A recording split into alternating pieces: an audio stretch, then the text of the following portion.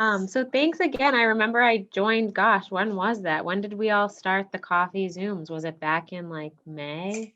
You were our first guest, and I feel like it was Could have been April. April? Was it? Yeah. Wow. Yeah. I bet. Here we are. Here we are, still on Zoom. Oh. Well, I thank just you all wanna- for having me. Good.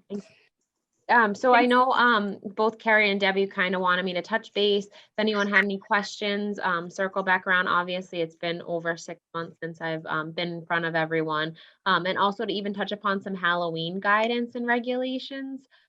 So as we approach Halloween weekend, Halloween is not being canceled. It's not anything that the town canceled. That being said, we are definitely highly recommend if you're looking to participate in Halloween, whether it's to go trick-or-treating or give treats out to the kids, that you're adhering to both TPH and CDC guidelines. Obviously, it's dependent on everyone's comfort level. If someone chooses, if they don't feel comfortable to, give out candy like you normally would, then definitely I would recommend leaving your light turned off and not partaking. For those individuals that do really want to participate and want to give something out, we definitely would recommend those items to be prepackaged. A best practice to avoid that interaction would be potentially to leave something outside of your doorstep with your light on, so an individual would know that you are partaking in Halloween. However, you would eliminate that contact. No matter what, back to basics. If you're feeling sick, feeling ill whatsoever, you don't want to obviously be giving out any candy or anything to children. And the same goes for if you have children or grandchildren that are looking to participate in Halloween. You definitely want to recommend that if they feel ill or sick or anything like that, that they're not participating. Another thing is a lot of the kids will have the face masks, a part of their costume. That's not in place of a mask that we've been wearing lately. That's in addition to that. Another thing is you want to, pretty much across the board, you want to stay with your household contacts. So if you're going around the neighborhood, you don't want to be going around in groups. So again, if you're advising your children or your grandchildren of this, stay within your household. You want to try to stay even within your neighborhood, obviously. We want to eliminate any large gatherings, so any Halloween parties, any festivals of anything like that. Again, unfortunately, given the circumstance, we want to eliminate that altogether. So I think Halloween can be done and in a safe manner. You just really need to follow the current guidelines that are in place that are put forth by DPH and CDC. These again are similar guidelines that will also take place at the end of the month when we have Thanksgiving. I know it's really a tough time because this is like such a nice, fun holiday season where everyone normally gets together. But again, per DPH and CDC, they're really urging individuals to stay within their household contacts. Have celebrations, but via Zoom like we are now, whether it's, doing a dessert with the group or something along the nature of that, but having it be remote versus in person. As you know, I mean, Thanksgiving's 4 weeks out, so anything can change. Our motto in the health department is not even going week by week, but more day by day. We are seeing an increase in cases within Walpole, as you're seeing with the state as a whole. So it's something that we just really need to reiterate, to be very vigilant. COVID is obviously still out there, still around. Everyone can do their part by wearing their PPE, staying home when they're not feeling well, obviously not gathering in large groups, staying with your household contacts and just being really vigilant like you were in the beginning of everything. I know it's a lot, and I know everyone's, at their breaking point. It's a lot to take on. A lot of people are missing that social interaction, but it's definitely important to still adhere to everything that's being put forth. So I don't know if anyone has any like specific questions, but I'm definitely welcome to answer anything. And if I don't have an answer, I can definitely get your question taken and get back to either Carrie or Debbie.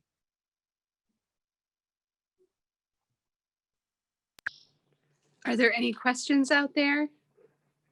If you're muted, just raise your hand up and we can help you unmute. Irene? Hi, this is Nancy. Oh, hi, Nancy. Sorry, go ahead. I do have a question.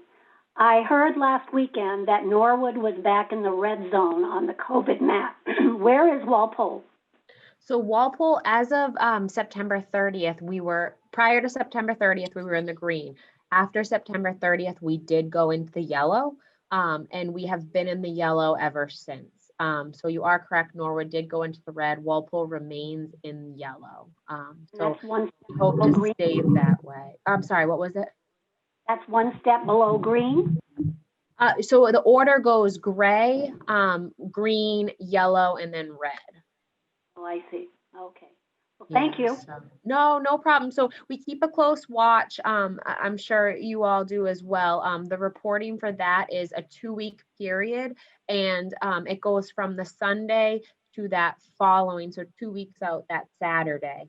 And reporting used to be reported and submitted and shown to the public on Wednesdays at 6 p.m., but they've now moved that to Thursday afternoon.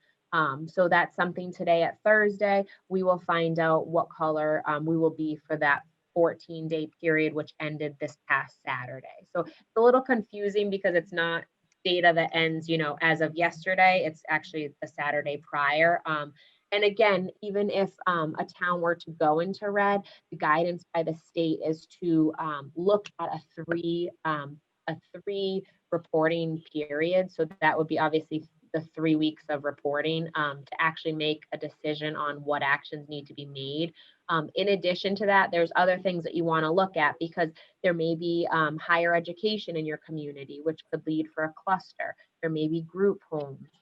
There may be facilities where you could actually increase your numbers, obviously be concentrated to one location. So it might not necessarily be community spread. So there's a lot that goes into even reviewing the data, but we're definitely keeping a close watch on those numbers and really hope that we don't go into the red. And again, everyone can do their part by, being vigilant, making sure they're following what needs to take place now in order to, decrease number of positive cases in the community. I think, Irene, did you have a question? I have a question, Bill Abbott.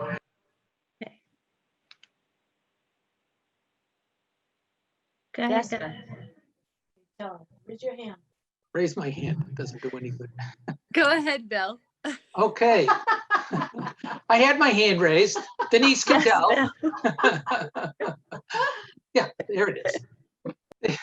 The question is, we don't have any education, like universities in our town, or actually really nearby our town, and yet we've increased. What is causing that increase?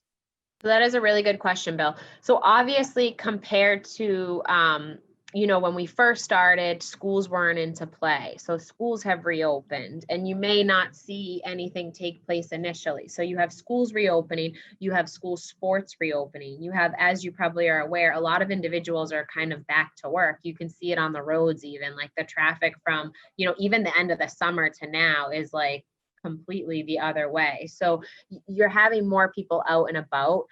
So I think that's potentially what is causing the increase in numbers. I don't necessarily think it has to do, there's certain households that will have it that obviously will be deemed like a cluster. So you 4 or 5 individuals that are adding to the numbers and it's in one location. That being said, you are correct. We don't have any higher education, but I think it's just only natural as things are more relaxed and things are opening up, you're going to see an uptick in numbers for sure. I guess I would ask that I believe Medfield, at least on the maps I've seen, is green and we're yellow. The two, obviously Medfield has fewer people, but it's not like they're a completely rural town.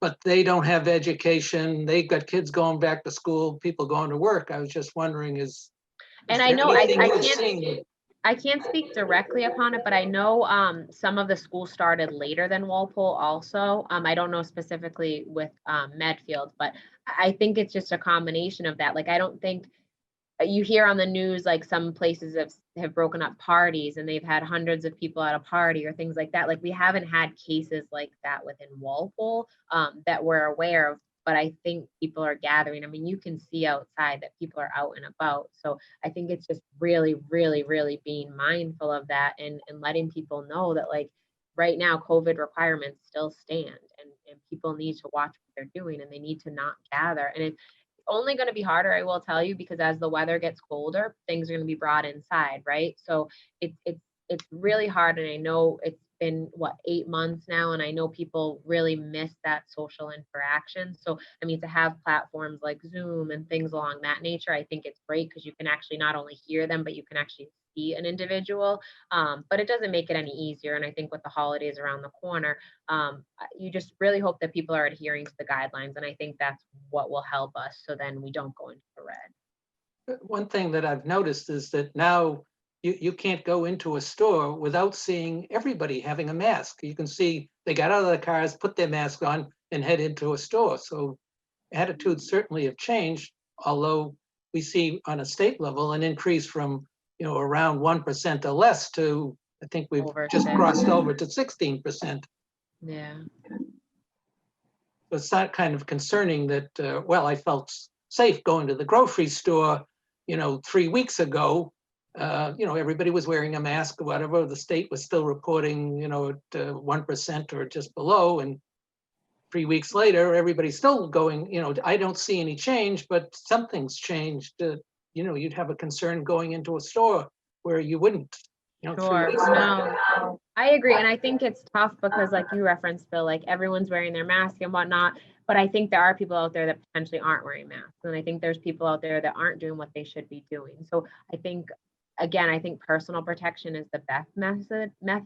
And I think by you being vigilant and you wearing your mask, you're protecting yourself and others around you. And I think it's our job on a local level, when we receive, because we're obviously not out and about every second in Walpole at all of our establishments. But I think the main thing is whenever we get a complaint, a call or whatnot, we would investigate it. And that's obviously with the help of the police department as well. So I would recommend, if anyone does see anything out there that they don't feel comfortable with, or they feel like people aren't adhering to guidelines, it's something that you'd want to bring to our attention.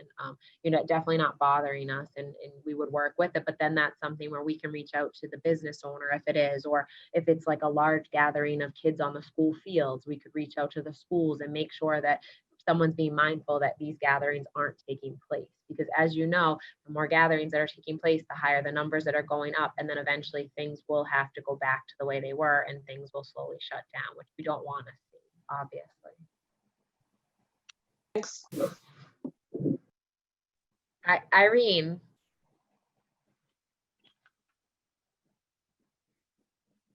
Irene, you're muted, so I'm gonna press the button that says ask to unmute.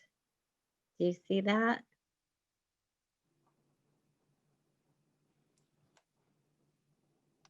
There you Okay. go.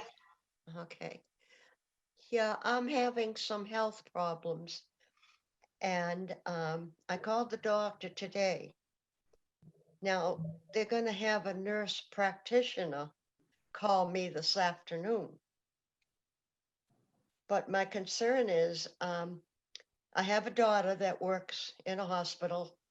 I have a granddaughter that works the emergency room. Now, my daughter was exposed to it, but now she's testing negative. My granddaughter was exposed, and I have to stay away from and stay on my own side of my house. But when the nurse practitioner calls me and I tell her what's bothering me, how can she see or know? You know what I mean? So that is tricky. So, and are they going to come out at all, or they're just going to do it over the phone? Over the phone. They did have a VNA come out last week Okay. to do some physical therapy on my arm, but I haven't heard anything one way or another. Okay. But it's other problems that are popping up that I'm concerned about right now. Yeah, I would definitely reiterate that to them. And then I would think that if they feel that they want to find out further what's going on, they would either have you come in, or they would again send someone out directly to you, I would think. See, that's the problem. I can't get in. I use the ride. Okay. And you have to give them advance notice. And with my granddaughter working and my daughter working, and I'm basically alone, so I have no way of getting in. She's Where is only in Norwood. Irene? I think you should give us a call after this meeting because we've recently restarted our medical rides. So Yeah, as but long as you have to give a notice ahead of time. And what do I do when the doctor wants me to come in? I I hear you, can't get in. right? So that's the problem.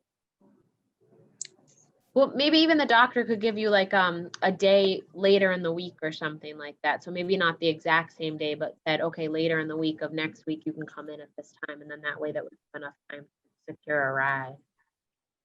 Now I that's the think problem. I'm we having trouble walking and I can't put my shoes or anything on.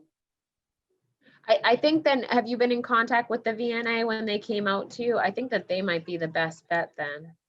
Yeah, Because they're actually I physically did coming talk out. to her, but I never got a call back of when they were gonna come out or anything. Not that I'm complaining, don't get me wrong. No.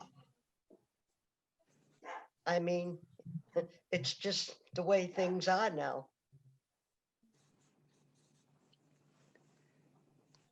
I definitely want to follow up with you on this, Irene, because if we can help in some way, even if it's outside of the times that we could, let's talk a little bit more and see if we can help you get that ride if they decide they want to see you in person. All Okay? right, okay, thank you. Yeah. And I'm sorry you're going through this. Hang in there, okay? That's life. It's life now, I know. Yeah, gotta take what you get. You are never alone. You always have us. We're always here for you, okay? Oh, I can't say enough about the senior center and all they're doing. I wish I could do something for you. We wish we could hug you.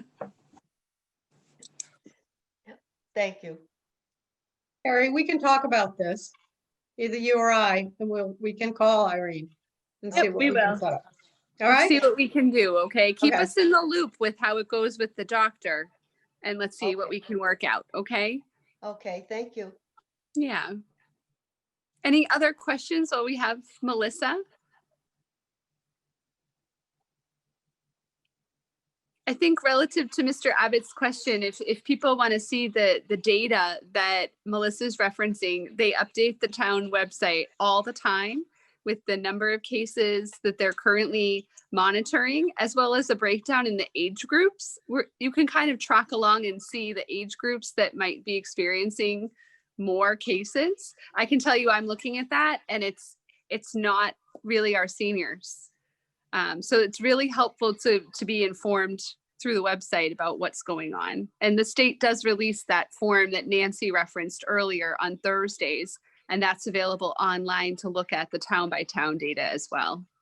Exactly. And that's pretty easy to locate. But if you have any issues, I can send you even a direct link to it. But that's something, and it will even show like the actual week, but it will show weeks past as well. So then you can kind of compare data and just see potentially where trends are and whatnot. It might be helpful to put links to both of those in our e-news this week so that people can find them and we can put them in there for them to reference. Perfect. I'll send them over to you.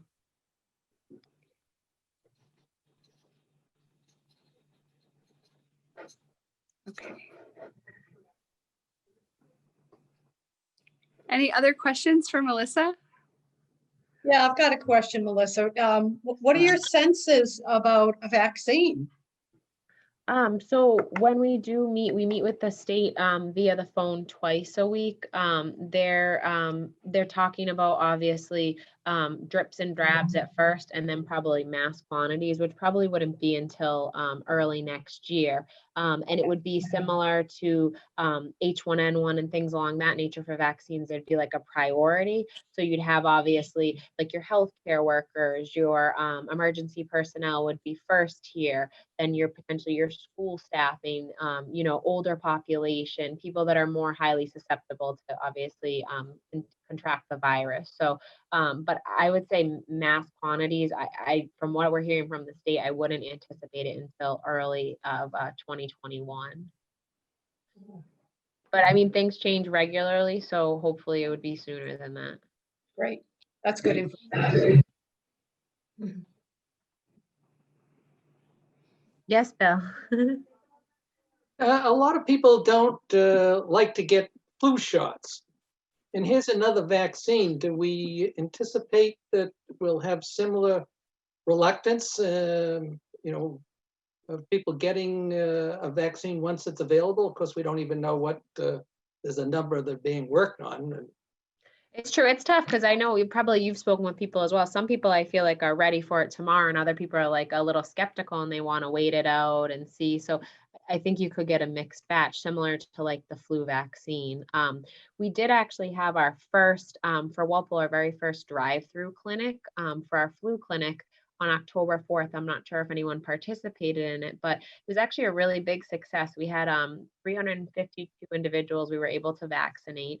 We did it right on the back of Town Hall on Stone Field. So we had 6 tents set up, and cars were able to pull right in front of the color-coded tent as a tent became available.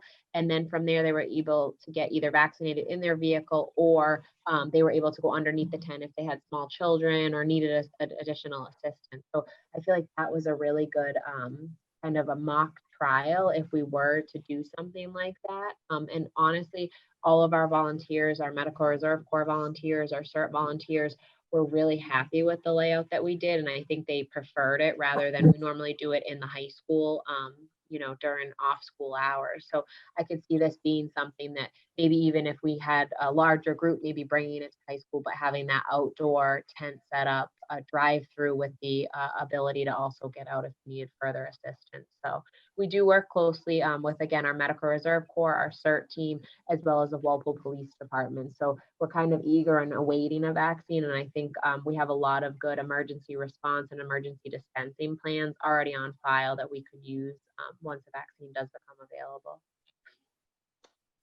Okay, thanks. No problem.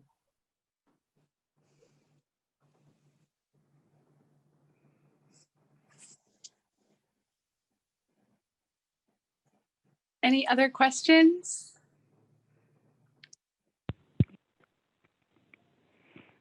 I have a question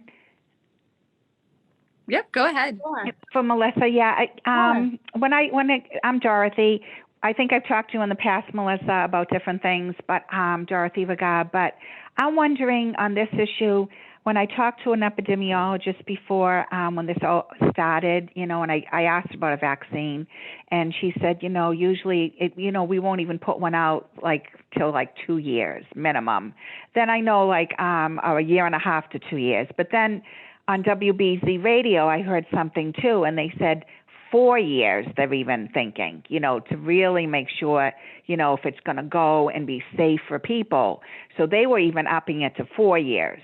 And now I'm wondering, if they do get one, readily by, like you're saying, early 2021, not only am I wondering if it's safe, but is it going to have side effects? Because they didn't test it over the years that they usually test, a vaccine. Because I heard they can even test things to 10 years before they release them to people, if you know what I mean. So, and I would hopefully have faith that they would be, testing and looking really into it before they obviously release it. I wasn't around for H1N1, but I know the H1N1 was a pretty fairly quick vaccine that was brought out. So I would compare it to something like that.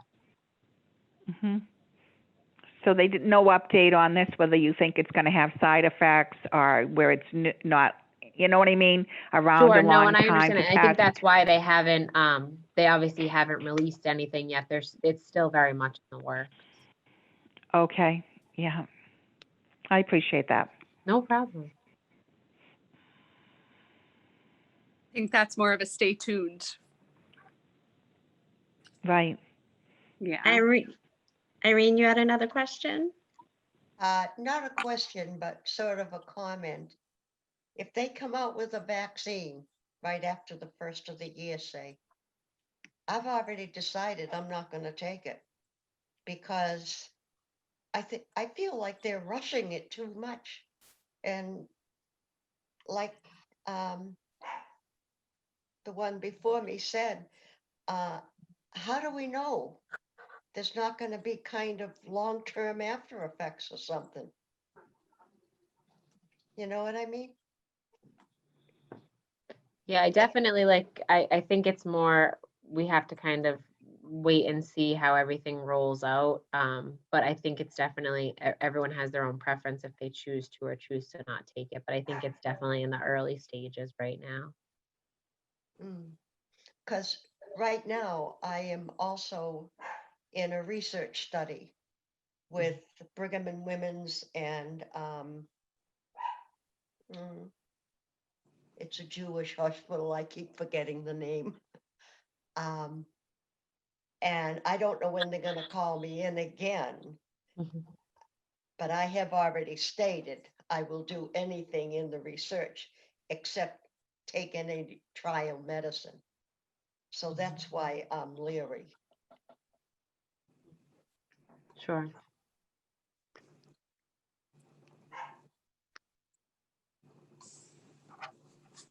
Excuse me. It's a complicated time we're all living in. I know. I want to thank Melissa. If there's no other questions, I know it's a really busy time for the Board of Health, and it's just so helpful to have these conversations. And this will be recorded and posted to cable, so those who weren't able to join us will still be able to benefit from the information. Thank you. I appreciate guys inviting me, and obviously I'm available anytime anyone has any questions, even offline, if anyone wants to email them to either myself directly or Carrie and Debbie, and I'll get an answer back. Thank you for all the work you and your team are doing over there. We're very lucky to have you guys. Please, thank you to you girls and everything that you guys are doing over there. It's amazing. It really, really, truly is.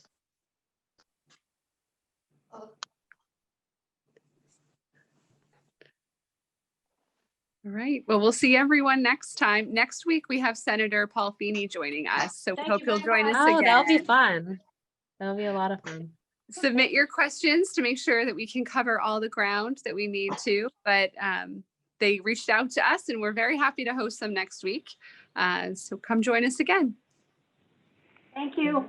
Thank you. Thank you, everyone. you. Thank you. Bye. Thanks, Take care. Melissa. Thank you. Thank you.